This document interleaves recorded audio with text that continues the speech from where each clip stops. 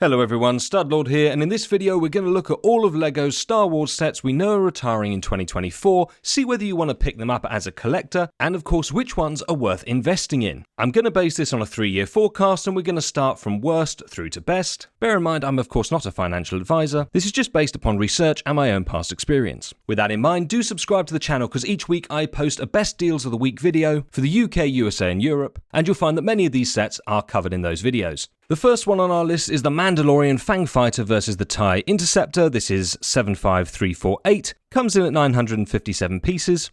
It's a fun little set, however, it's only forecast to increase about 18%. There's 4 minifigs, but unfortunately, the Mandalorian himself has been seen in several other sets, as is the Fleet Commander, although we do get an Imperial TIE Fighter and a mean-looking all-black R2-E6, which are unique to this little set. Next up, we have Chewbacca. Now, this only came out in September of last year, 2023, however, it's a testament to just how poorly this has done that it is already going to be retired by the end of 2024. Not really that surprising, this has missed the mark with a lot of people, it certainly doesn't look fantastic. That said, because it's done so poorly, you can pick it up generally pretty cheap. I covered this in a deals video only last week. So although based on the RRP, over the next 3 years this should only be increasing around 19%, if you do get it significantly discounted, it may still be worth picking up. Next up we have set 75346, this is the Pirate Snub Fighter. Again, this only came out in May of 2023. Nothing all that much to say about this one, but it does look like a swooshable fun little playset. Does have 2 unique little minifigures, which, to be fair, are nicely printed, but this is only forecast to increase about 20%.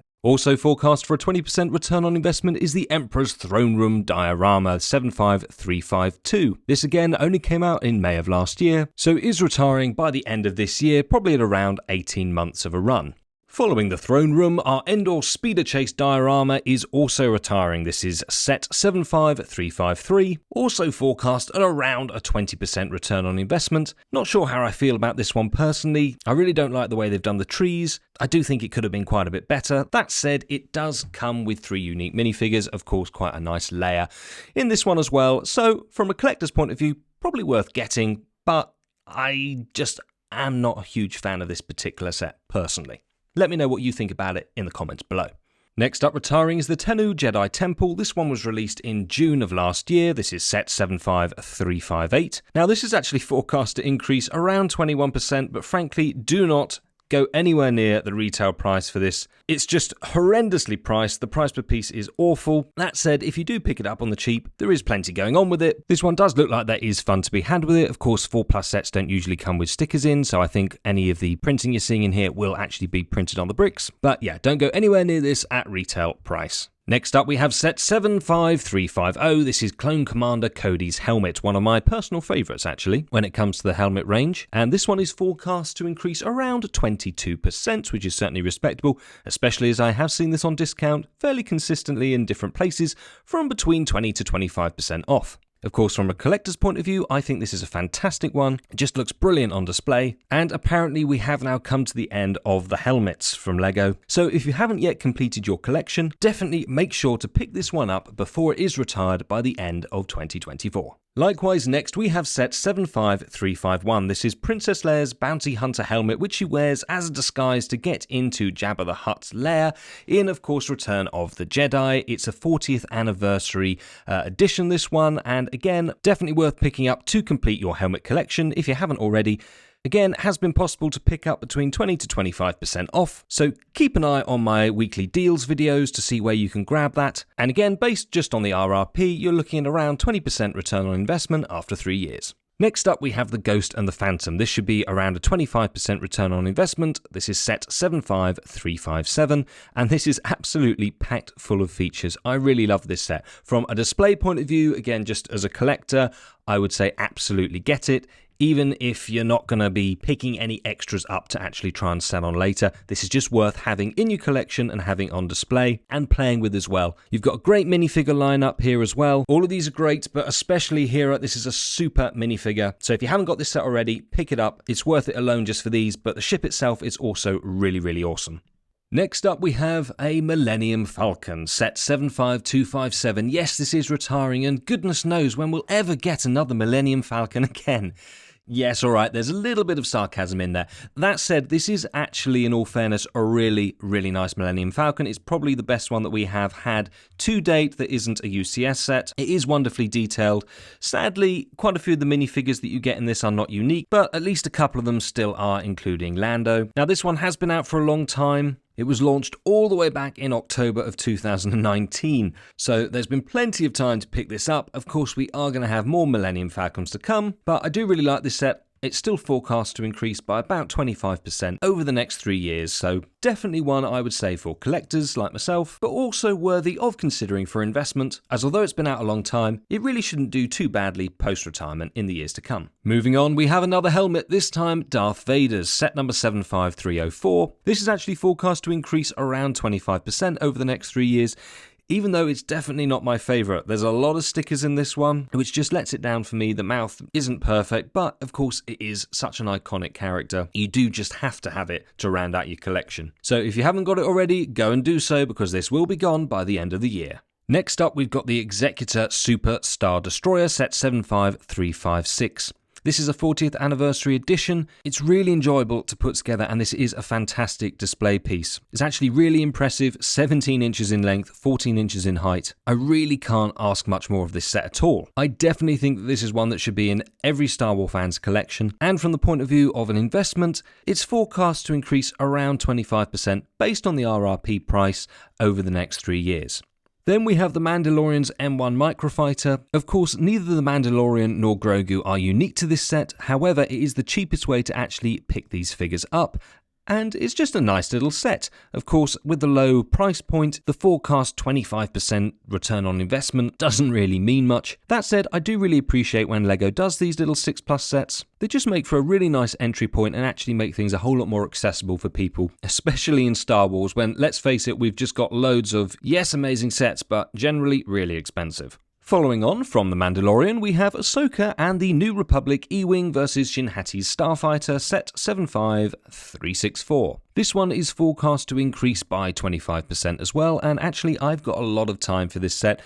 Mainly because you get 2 decent ships, but also these 4 minifigures are currently at least all unique, and they're good ones too. We should be getting another Morgan Elsbeth in a set coming out soon, this time in her witch gear, but I doubt we will be getting it exactly like this again, so I expect that this will stay unique, and hopefully the rest of these will as well. There's some wonderful printing on them, it captures the expressions perfectly, and I really rate this whole set highly. If you haven't got it, grab it before it is retired this year. Next, we've got a couple of mechs, Darth Vader's, which is 75368, and 75370, the Stormtrooper mech. Both of these forecast for around a 25% return on investment. Not ones that I'll be picking up, as they don't do it for me personally. However, I can see these being certainly quite popular for some, and again, not a bad RRP, but I've seen these frequently for around 20% off. Then we've got the Yavin 4 Rebel base, set number 75365. This one does come with a whole bunch of minifigures, and is a good looking build when it's put together. This was released back in August of 2023, so expect it to last till at least the end of 2024,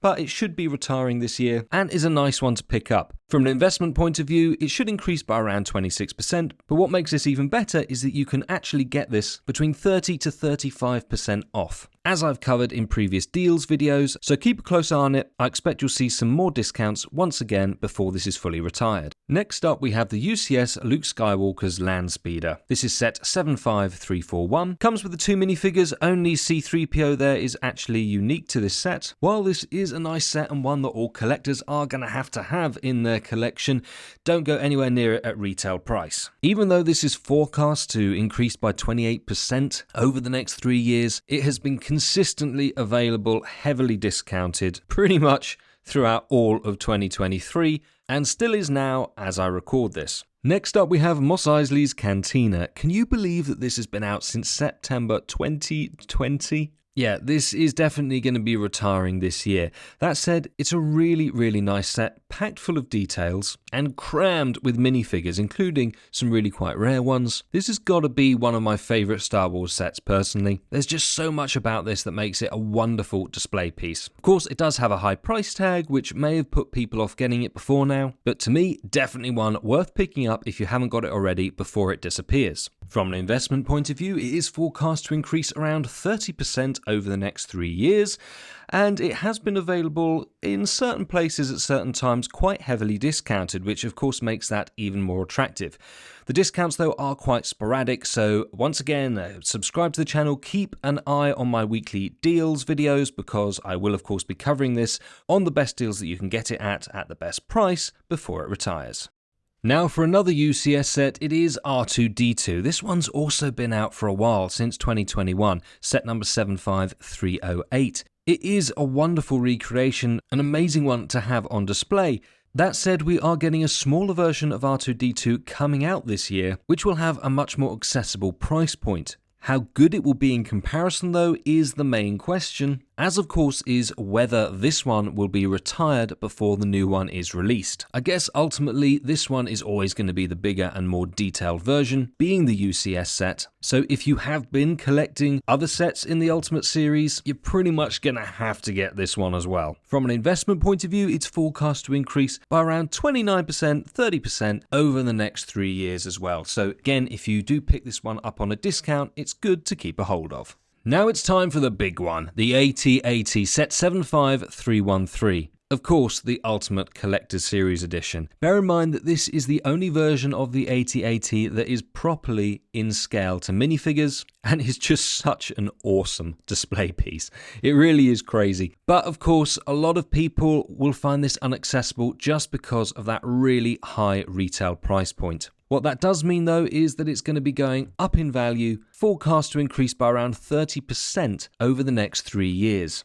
Now, I highlighted, I think it was just last week in my deals video, where you could get this for £100 off, and the week before, around $120 discount as well. So there are deals out there to be bagged on this one, and now is the time, because it won't be long until we have to wave goodbye to this phenomenal mammoth of a set. Now for a much cheaper set, the TIE Bomber set 75347 is also going to be retiring in 2024. This one a nice recreation and a 40th anniversary edition as well. It's forecast to increase by around 30% over the next 3 years. I think it is a nice faithful recreation of this ship and does make for both a good display model and is just quite fun to play with as well. Now we have Yoda's Jedi Starfighter, a remake of the version that we saw in 2017. This one will also be retiring this year, set 75360. It's got a low piece count, just 253 pieces, which at the retail price point is pretty expensive, so don't go picking this up at retail. It's nice enough though, you do get a unique Yoda minifigure, at least currently with this, unless they re-release him. And while this isn't anything spectacular, I do think it's actually a little bit underrated. Forecast to increase by around 30% over the next 3 years, but more to the point, it's actually just a fun little build to have and play with. Another cheap set that's retiring this year is Boba Fett's Starship Microfighter, set 75344. Small but fun is how I would describe this. It's also a really nice low price point to get what is actually a unique Boba Fett minifigure, at least in this current get-up, obviously, and this one is forecast to increase around 35% over the next 3 years. But once again, this is more about play and is just a good fun set to have. Now we've got a battle pack. Of course, the latest battle pack that we had sold out really quickly. It was on back order for ages here in the UK. This one obviously been out for a while, retiring now as well. Still a good one to have for your armies. Forecast to increase by around 38% over the next 3 years. What makes this even better is I've seen it frequently discounted by around 25%, once even at 50%. So I picked up a few of those when I saw it.